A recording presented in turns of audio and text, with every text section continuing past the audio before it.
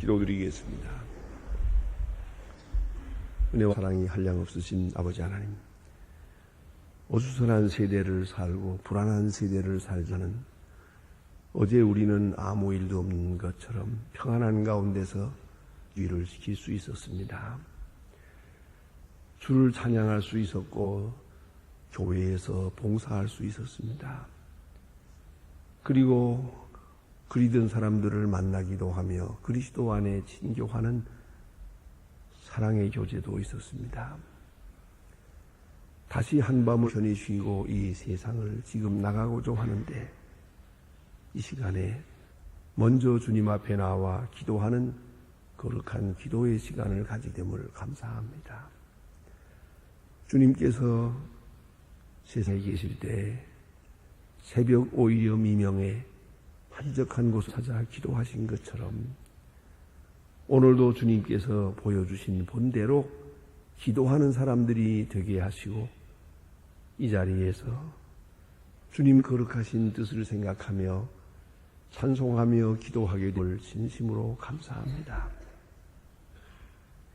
당연히 이 자리에 있어야 할 사람들이 있지 못하는 나약한 심령들이 많이 있습니다. 새벽 1시간을 하나님 앞에 바쳐야 될 줄 알지만은 그것을 생활에 옮기지 못하는 유약한 심령들이 있건만 오늘 우리에게 이만큼의 믿음과 건강 주신 것을 진심으로 감사합니다. 간절히 소원하옵는 것은 소망의 식구들 그 어디든지 이 새벽 5시 반은 다 같이 기도한 시간이 되게 하여 주시옵소서. 장소는 다르나 함께 기도하고 한 마음으로 기도하여 주님의 보좌를 움직이는 큰 역사가 있었게 하옵소서. 그 기도의 현장에 같이 계시옵소서. 혹 병원에 입원해 있으면서 클클하게 이 시간을 기억하고 기도하는 주의 자녀들에게 하나님이여 큰 위로와 능력을 더하시옵소서. 오늘도 주 은혜 안에 살게 하시고 주와 동행하는 생을 살게 하옵소서. 주의 손을 굳게 붙들고 주의 인도하시는 대로 살아갈 수 있게 하시고 그 어디로 인도하시든지 늘 감사한 마음으로 그렇게 살아가게 하여 주시고 주님 부탁하신 대로 빛과 소금의 직분을 감당하는 주님의 삶들 되게 하옵소서. 하나님 아버지, 오늘도 하나님의 말씀을 바로 전하고 바로 들을 수 있게 하시며 온 교회가 말씀 안에서 늘 충만한 생활을 살게 하옵시고 이 말씀이 지식만 아니라 능력이 되고 지혜가 되고 생명력이 되어지게 하여 주시옵소서. 하나님 아버지, 주여 이 나라를 돌보시고 이 민족 위에 함께 하심을 감사합니다. 벼랑에 선 것 같은 위기를 느낄 때마다 그때마다 지켜주시고 인도하시고 기적적으로 구원하신 하나님, 이 나라 정치, 경제, 문화, 사회의 모든 분야에 주님께서 친히 함께 계셔서 그동안 너무나 어려운 시간을 보아왔사온데 이제는 밝은 미래를 향할 수 있도록 도와주시며 앞에 있는 대선을 주께서 주장하사 질서정연하게 이 선거를 치르게 하시고 하나님께서 친히 역사하여서 주님이 기뻐하시는 자를 지명하여 주시고 이것이 복의 근원이 되고 거룩한 역사의 시작이 되게 하옵소서. 더 이상 부정부패 그리고 부정과 이 많은 죄악 가운데서 우리가 근심하며 고민하는 일은 여기서 멈출 수 있게 해 주시옵소서. 특별히 기도하옵는 것은 이 나라의 젊은이들에게 같이 계시고 또한 이 나라의 모든 백성들에게 평화로움과 정의와 겸손함을 주셔서 작은 이득을 위하여 큰 미래를 망치는 일이 있게 하시고 항상 깊이 생각하며 온유 겸손 가운데서 하나님 앞에 바로 서는 백성이 되게 하옵소서. 잘 살기보다 정직하게 살기를 소원하는 그런 민족이 되게 하옵소서. 하나님 아버지, 저 북녘 땅의 원총을 도와시고 가난과 고통과 억압에서 건져주시기를 바라며 우리에게 맡겨진 일 잘 감당하고 계속적으로 진행하며 귀한 결실을 거두게 하옵소서. 과학기술대학을 설립하는 일이나 병원을 세우는 일, 그리고 나아가서 저 과도를 계속 돌아보는 모든 일이 은혜 가운데 잘 진행할 수 있게 하시며 조용하게 굳게 닫힌 문을 열고 강박한 마음을 열 수 있는 그런 귀한 기회가 되게 하옵소서. 사랑으로 미움을 이기고 복음으로 이대에 오르기를 물리칠 수 있게 큰 은총을 더하시옵소서. 하나님 아버지, 오늘도 해외에 있든지 여행 중에 있든지 군문에 나가 있는 젊은이들과 유학생들 하나하나 다 돌보시고 믿음 위에 굳게 세워주고 강건하게 하옵소서. 병중에 있는 분들과 슬픔을 당한 가정, 그리고 여러 가지 시험을 당한 가정에 큰 은총을 베푸시고 주의 위로와 능력과 사랑이 함께 하옵소서. 이 하루의 생활을 다 주님께 맡깁니다. 주만이 영광을 받으시며 우리는 좋은 소식을 듣고 좋은 소식을 전하는 날이 되게 하시고 하나님 앞에 가장 유효하게 쓰여지는 은혜로운 하루가 되게 하옵소서. 주 예수 그리스도의 이름으로 기도드립니다. 아멘. 하나님의 말씀은 계속해서 누가복음 오늘 20장 보겠습니다. 누가복음 20장 9절로 18절까지 오늘 아침 보게 되면 누가복음 20장 9절로 18절까지 봉독하게 되겠습니다. 지금 찾으신 대로 다 같이 한 목소리로 읽겠습니다. 이 비유로 백성에게 말씀하시되 한 사람이 포도원을 만들어 농부들에게 그리고 타국에 가서 오래 있다가 때가 이름에 포도원 소출 얼마를 바치게 하려고 종을 농부들에게 보내 농부들이 종을 때리고 가서 다시 다른 사람 보내 또 더 심히 때리며 능욕하고 그저 보내 다시 세 번째 종을 보내니 이도 상하고 저를 먹은지 포도원 주인이 가라되 어찌할꼬 내 사랑하는 아들을 보내리 저희가 내 그는 공경하리라 하였더니 농부들이 그를 보고 서로 의논하여 가라 이는 상속자니 주고 그 유업을 우리의 것으로 만들자 하고 포도원 밖에 내어 쫓아 죽이었으리라.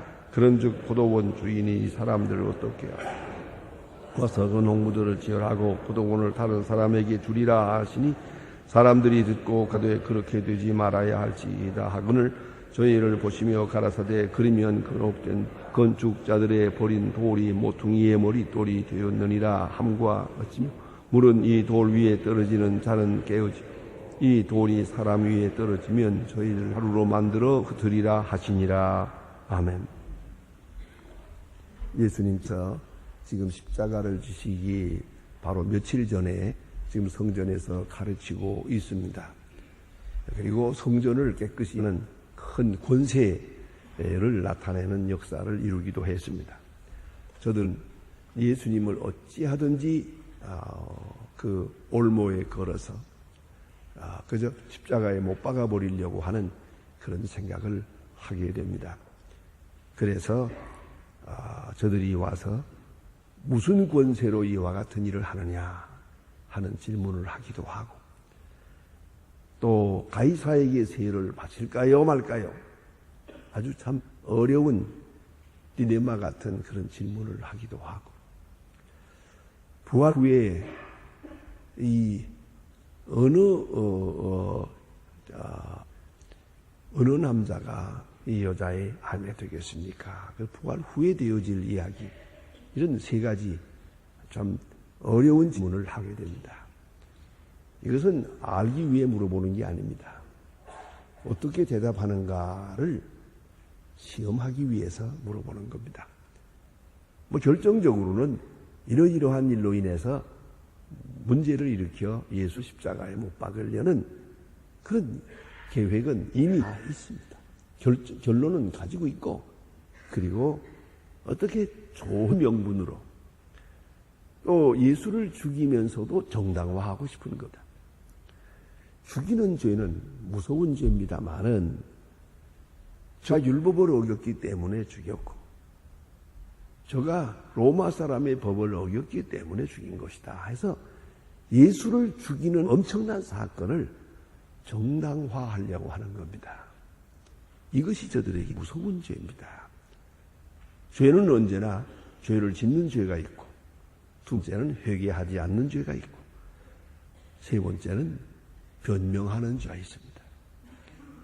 그 나아가서는 정당화하는 겁니다. 엄연히 죄인데도, 속에는 무서운 악이 있는데도 그것을 정치적인 이유로, 사회적인 이유로, 혹은 이데올로기의 이름으로 포장을 해서 죄 아닌 것처럼, 아주 정당하고 당연한 것처럼 그렇게 꾸미려고 하는 것입니다. 이것이 무서운 악입니다. 그런데 오늘 본문에 예수님께서는 그들의 심사를 아시고 깊은 곳을 분석하고 비판하고 그런 심판하시는 그런 말씀이 여기 본문에 있습니다. 이 말씀은 그대로 제사장과 바리새인들에게 정면적으로 그들의 계획과 악을 지적하는 상징적인 비유입니다. 자, 한 사람이 포도원을 말고 그것을 새로 주고, 농부들에게 새로 주고 먼 타국에 가 있었다. 이 포도를 이렇게 심으면 몇 년이 있어야 포도를 수수하게 되거든요. 잘 만들어 놓았지만은 아무리 급해도 몇 년 걸려야 돼요. 옛날에는 한 10년 걸렸는데 지금은 한 3년, 4년이면 포도를 딸 수가 있습니다. 참 많이 발달했어요. 그런데 이렇게 포도를 심었어. 몇 년을 기다렸다가 지금쯤은 포도 추수가 있을 것이다. 그 사람을 보내서 그 세를 받으려고 했다. 얼마의 세를 받으려고 했다 하는 것입니다. 그런데 저들은 세를 주지 않기 위해서 그 보낸 종을 능욕하고 때리고 욕하고 빈손으로 돌려고 했다. 그 다음에 주인은 다시 다른 종을 보냈다. 또 다른 종을 보냈다. 여전히 능욕하고 때리더라. 마지막에 주인이 생각합니다. 자, 이 내 종들을 보내니까 영접하지 않는 모양인데 내 아들을 보내면 되겠지 생각하고 신아들을 보냈다. 했더니 이 농부들이 한 수 더 떠서 이는 상속자니 죽이자. 그러면 이것은 우리 것이 될 것이다. 저 주인은 늙었고 그러니까 이제 죽으면 그만이고 상속자 여기에 있는데 이 사람까지 주면 이 포도원은 우리 것이 될 것이다 라고 하면서 그 종을 죽였다 이 말이에요. 아들을 죽여버렸다. 이제 주인이 온다. 어떻게 할 것 같으냐? 다른 복음에 보면 질문을 했어요. 어떻게 할 것 같으냐? 진멸하겠지요. 당연하죠. 그 악한 농부들을 다 진멸하고 이제 다른 사람에게 세를 주게 될 것입니다. 그래요. 그럴 거죠. 당연히 그래야 하겠죠. 자, 이것이 예수님께서 하신 말씀입니다. 여기에 포도원이 있고 그리고 포도원을 위해서 보내진 종들이 있습니다. 그 보내진 종들은 선지자입니다. 아들은 예수 그리스도입니다. 이건 뭐 아주 누구도 알 만큼 확실하게 이런 비유를 들어서 말씀하셨는데 여기 본문에는 중요한 테마가 둘이 있습니다. 참 중요한 것이. 핵심이 두 가지가 있는데 하나는 무엇이냐 하면 소유권의 문제입니다. 소유권. 이 농부들이 지금 일을 하고 있습니다. 몇 년 동안이나 이 포도원에서 일을 하고 있습니다. 내 포도원처럼 주인은 멀리 가 있니 마음대로 자기 마음대로 게으르게 할 수도 있고 부지런하게 할 수도 있고 깨끗하게 할 수도 있고 어지럽게 할 수도 있고 어쨌든 이 포도원을 자기 포도원처럼 자기 소유처럼 그렇게 포도원에서 포도원을 위하여 일하고 있습니다. 그러나 잊지 말아야 합니다. 이것은 내 것이 아닙니다. 처음부터 내 것이 아닙니다. 저 앞에도 내 것이 아닙니다. 이건 주의 것입니다. 이건 굉장히 중요한 의미를 가집니다. 우리 모두는 피조물로서 하나님 앞에서 생각해야 될 것이 있습니다. 나는 주인이 아닙니다. 내 몸도 내 건강도 내 시간도 이거 내 거 아닙니다. 그걸 잊지 말아야 합니다. 내 것이 아니라면은 목적도 내게 있지 않습니다. 자기를 위해 사는 자도 없고 자기를 위해 죽는 자도 없습니다. 아무리 소유하려고 해도 소유하지 못합니다. 내 것이 될 수가 없습니다. 내가 세상 떠나는 순간 이건 그 누구에게 넘어갈 수밖에 없습니다. 이 종말적 의미를 이해하지 못한 현재적 의미도 잃어버리는 겁니다. 언젠가는 이것이 내 것이 아니에요. 그러면 지금도 내 것이 아니죠. 이걸 잊지 말아야 돼요. 모든 것은 내 것이 아니다. 나는 다만 관리인이요 청지기일 뿐이다 하는 것이에요. 그 청지기로서의 임시로 그 얼마 동안 내 것처럼 소유하고 살아가는 것이에요. 여러분, 모든 것은 내 것이 아니다 하는 생각을 해야 됩니다. 오늘이 나의 마지막 날이 될 수도 있으니까 그럴 때 네 것이 되겠습니까? 이 모든 것이 네 것이 되겠습니까? 항상 이것은 내 것이 아니다. 그걸 잊지 말아야 합니다. 내 몸도 내 것이 아니요 내 의도, 내 존재도 내 것이 아닙니다. 예수께서 우리를 위하여 죽으신 것은 바로 그것을 증거하자는 겁니다. 나를 위하여 죽으셨다 부활하신 그분을 위해서 살게 하기 위해 주께서 십자가에 돌아가신 겁니다. 값으로 샀다 그랬잖아요. 값으로 샀다.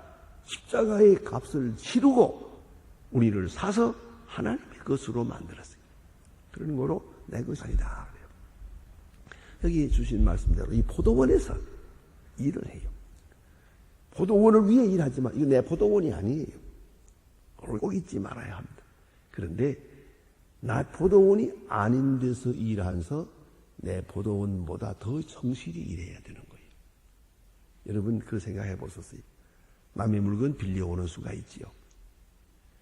내 것은 내 마음대로 수다해버릴 수도 있지만 빌려온 물건은 소중한 것이에요. 이건 내 것이 아니기 때문이에요. 빌려온 물건이기 때문에 더 소중히 있어야 되는 거죠. 내 것이 아니기 때문에. 근데 가만히 보면 어떤 사람은 내 것은 소중하고 남의 것은 소중하지 않아요. 그게 바로 수준 이하의 사람이에요. 언제나 내 것이 아니기 때문에 더 소중한 것이에요. 하나님의 것이요. 하나님의 소유. 그걸 잊지 말아야 합니다. 언제나 우리는 이 모든 것이 하나님의 것이요. 나는 거기에 관리인으로 살아가는 것뿐이다.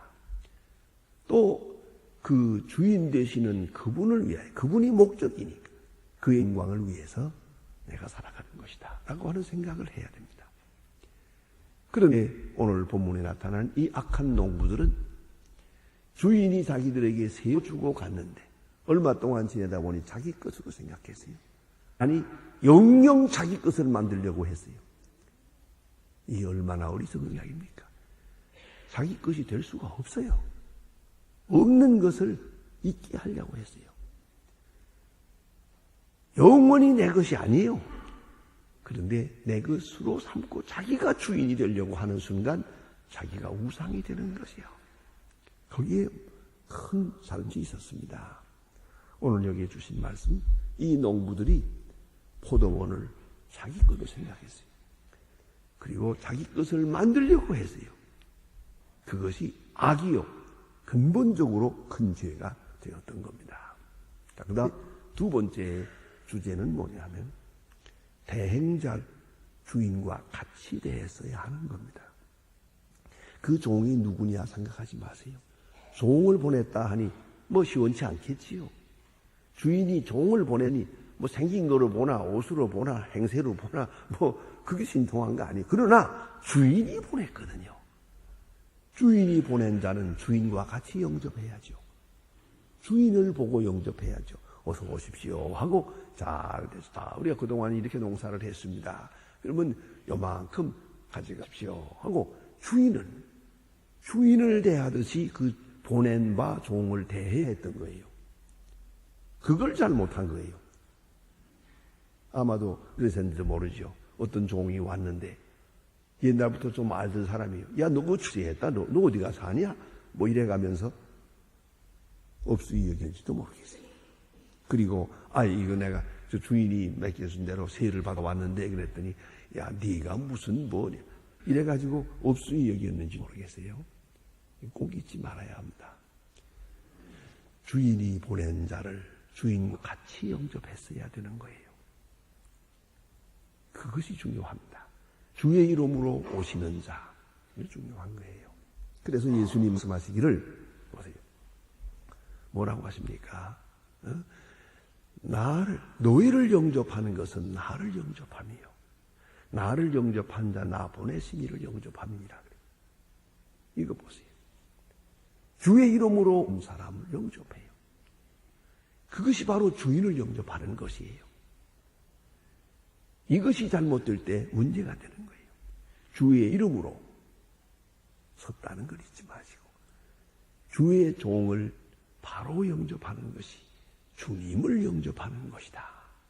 그걸 꼭 기억해야 됩니다. 오늘 이 종들이 주인이 직접 오신다면 누가 반대하겠어요? 감히. 그러나 대행자가 왔거든요. 선지자가 왔고 그 아들이 대신 왔단 말이에요. 이것을 이해하지 못한 것이에요. 오늘 언제든지 그걸 기억해야 합니다. 그래서 사도 바울의 편지에 보면은 계속해서 사도권을 강조합니다. 나는 그리스도로 말미암아 된 사도다.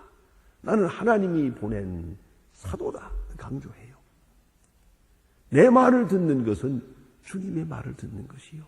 나를 거역하는 것은 하나님을 거역하는 것이다. 그런 카리스마적 관계를 계속 강조하고 있어요. 오늘 이 사람들 보세요. 주인이 왔다면 누가 감히 대항을 하겠어요? 그러나 대행자가 왔거든요. 외모로 볼 땐 초라해요. 그러나 그는 주인의 이름으로 온 분이에요. 주인의 권세를 가지고 왔어요. 그러니까 우리는 그 사람이 옛날에 알던 사람이든 모르던 사람이든 잘생겼든 못생겼든 이 사람을, 이 종을 주인과 똑같이 영접했어야 하는 거예요. 반대로 한번 생각해 볼까요? 이 종을 잘 영접해가지고 정말 잔치를 열고 그리고 세를 다 해서 보내줬다면 주인이 얼마나 기뻐하겠어요. 그런데 어쩌면 그 주인이 보낸 종을 때리고 죽인단 말입니까? 우리가 어쨌든지 이 점을 잊지 말아야 돼요. 주의 이름으로 오시는 자, 주의 이름으로 우리와 함께 하는 자, 그 주의 이름을 보고 대해야 됩니다. 여기에 중요한 맨데이트가 있는 거예요. 주님이 보낸 위임장이 있어요. 아주 중요한 것입니다. 여러분 가끔 나라와 나라 사이에 대사가 오고 가고 하는 일 있지 않습니까? 참 그 오래전에 그 키신저가 미국 대통령을 대신해서 중국을 방문한 일이 있었죠. 그때 중국은 한참 공산주의 아주 높아진 때거든요. 그러나 방문합니다. 이제 그 키신저를 어떻게 대해야겠습니까? 그를 잘 영접하는 것은 미국을 영접하는 것이 되는 거고요. 그를 만약 죽였다면 전쟁이 나는 거죠. 그와 같지 않습니까? 오늘도 이 점을 생각해야 돼요. 주의 이름으로 오시는 자, 대신 온 사람, 그 이름으로 왔을 때 그를 우리가 정성으로 영접해야 하는 것이다 하는 말입니다.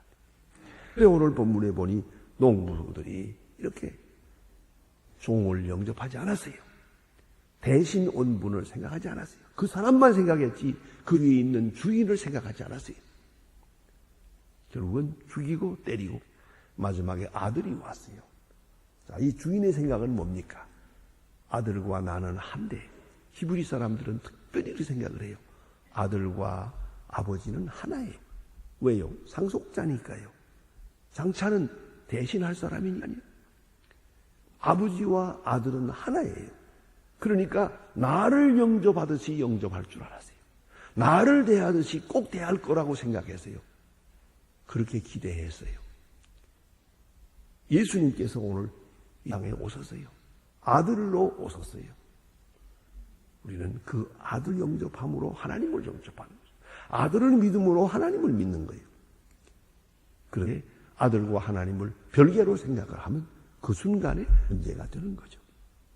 그래서 아들이니까 영접할 것이다 하고 보냈는데 이 사람들 또 반대로 아들이니까 죽이자 한 수 더 떠요.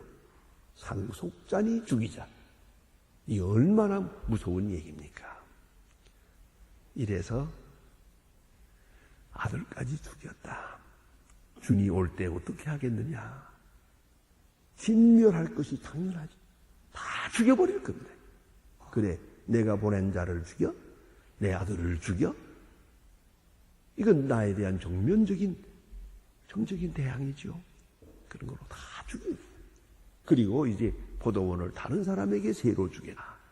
이것은 신학적으로 말하면 무슨 말인고 하니 윤사람을 진멸하고 그리스도의 복음을 이방 사람에게 주다. 그런 뜻입니다. 얼마나 엄청난 의미가 있습니까? 유대 사람이 영접해야 될 것인데 영접하지 않으므로 빼앗아서 이 귀한 복음을 이방 사람에게 주었어요. 그래서 오늘 예수님의 덕을 입어서 온 세계가 부자가 됐어요.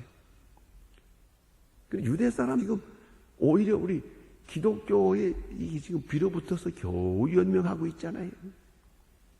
우리 기독교에서 외면하면 저 이스라엘 없어지고 맙니다. 그러나 자, 이런 형편이 됐어요. 이 무슨 짓입니까? 아들을 영접하는 것이 곧 아버지를 영접하는 것이라고. 굉장히 중요한 이치예요.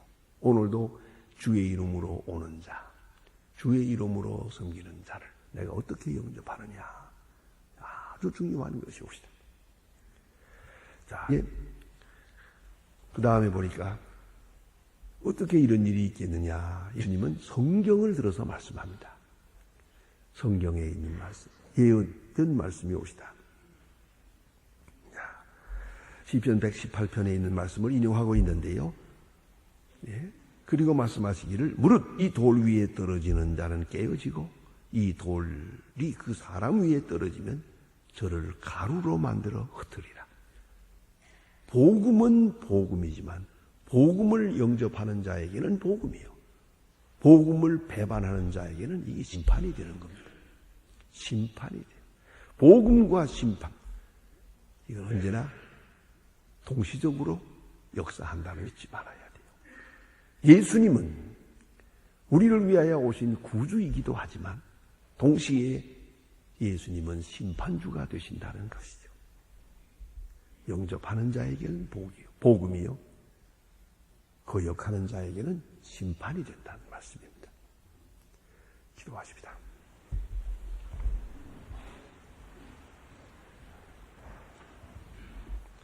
하늘에 계신 우리 아버지시여 이름이 거룩히 여김을 받으시오며 나라의 마옵소서. 뜻이 하늘에서 이룬 것 같이 땅에서도 이루어지이다. 오늘날 우리에게 일용할 약속을 주옵시고 우리가 우리에게 주신 자를 사해 준 것 같이 우리 죄를 사해 주옵시고 우리를 시험에 들게 하지 마옵시고 다만 앞에서 구하옵소서. 나라와 권세와 영광이 아버지께 영원히 있사옵나이다. 아멘.